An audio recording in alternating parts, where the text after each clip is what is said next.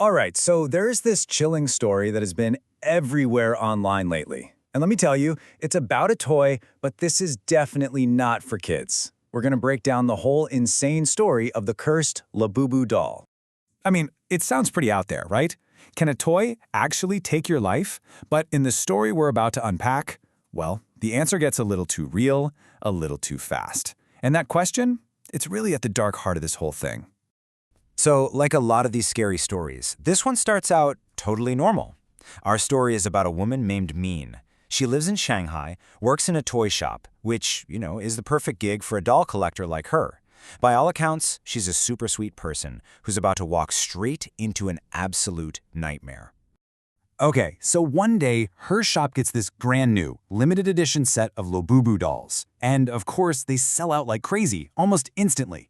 But Min, she manages to grab one for herself. And this one, it was special. It had this unique golden color that just made it pop. Big blue eyes, soft golden fur, these long floppy ears. I mean, you can see why she had to have it. It was just completely irresistible. And this quote from the original story really says it all, doesn't it? This wasn't just some toy off a shelf. It was this adorable thing, something she really loved right away. But I want you to remember that smile because, trust me, it's going to come back in a big, big way. But yeah, you probably guessed it. That whole cute and cuddly thing, it doesn't last. Not even a little bit. This is where the first alarm bells start going off. And believe me, they are loud. And just look at how fast things go off the rails. On day one, the very first red flag is her dog, Bao. He apparently loves her dolls, but this one, he just growls at it, super aggressively. Then, day two, Min, who's supposed to be this really calm person, has this totally out-of-character burst of rage at work and gets fired. Fired! That same night, she starts hearing weird laughter and finds the doll has moved all by itself. I mean, her entire life is just unraveling in less than 48 hours. And this is where things go from creepy to straight-up psychological horror. She has this nightmare, and it's brutally vivid.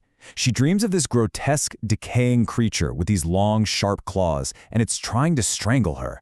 She wakes up screaming, and what she finds is arguably worse than the dream. Because the doll, the one she put safely on a shelf, is now sitting right on her chest, staring at her. So, okay, we are way past creepy doll territory now. This is pure horror, and we're about to see just how evil this thing really is. This is the point of no return. Her screaming wakes up her dog, Bao. He comes rushing in, sees that doll on her chest, and just goes nuts. He attacks it, tears it into a million pieces, and for just a second, you can imagine the relief, right? It's over. The nightmare is destroyed. She's totally exhausted, horrified. She sweeps up the shredded pieces, throws them in the trash, and finally gets some sleep. But the next morning, at 8:10 a.m., she sees something that is just impossible. Because there it is, in her bathroom, sitting on a shelf. The labubu doll. It's perfect. Not a single tear, not a scratch. There is no way, absolutely no logical way it could be there after being torn to shreds by your dog. And it's not just that the doll is back. It's changed. Remember that cute little smile we talked about? Well, now it's a terrifying, mocking grin. That innocent look is just gone. She panics, obviously, and starts tearing her apartment apart, looking for Bao.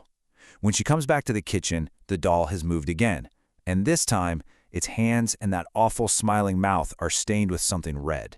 She knows, just dreads what she's about to find, and when she looks under the sink, it's just the most gut-wrenching part of the whole story. It's Bao, and he's been viciously killed. So yeah, this is not just some haunted object anymore. This is an active, evil force. Min is completely desperate, so she does what any of us would do. She goes online, and what she finds just makes everything so much worse. It turns out her story isn't unique. Not at all. She finds reports from all over the globe about these haunted labubu dolls. People are saying the dolls are biting them. They're linking them to suddenly losing their jobs, getting these mysterious sicknesses, and even the deaths of people they love. Suddenly, her own private nightmare is part of this huge, terrifying global pattern. Okay, so now she knows she's dealing with something serious. She decides she has to end this for good. She comes up with a plan. Step 1, burn the doll. Not just a little bit, but until it is nothing but ash. Step 2, Seal all those ashes in a glass jar. And step 3, throw that sealed jar into a river. I mean, that sounds pretty final, doesn't it? And for a moment, it seems like it worked. She actually feels safe. For the first time in what must feel like an eternity. She even calls her sister and tells her this whole insane story because she really truly believes it's over. The nightmare is done. She can finally breathe. Yeah, that feeling of relief, it lasted for 1 day. The next morning, Min was found dead in her apartment, and lying right next to her body, looking completely clean, completely new, was the golden labu doll. The curse was never, ever broken. So you have to wonder, what is this thing? Where does an evil like this come from? Well, the story touches on this online theory that connects the doll to something ancient. The idea is that the doll is a vessel for Pazuzu. Now, if you don't know, Pazuzu is this powerful, malevolent demon from ancient Mesopotamian mythology, a bringer of famine, of plagues. It was kind of wild is that sometimes people would actually call on Pazuzu to protect them from other evil spirits. So he's this really complex, really terrifying entity to imagine being trapped inside a cute little toy.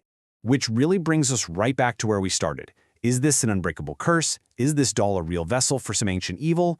Or is it just a really, really good scary story, an urban legend that plays on that fear we all have of something innocent becoming something monstrous? The story, of course, doesn't give us an easy answer. It just leaves you with this chilling thought, that maybe, just maybe, some things aren't as harmless as they look.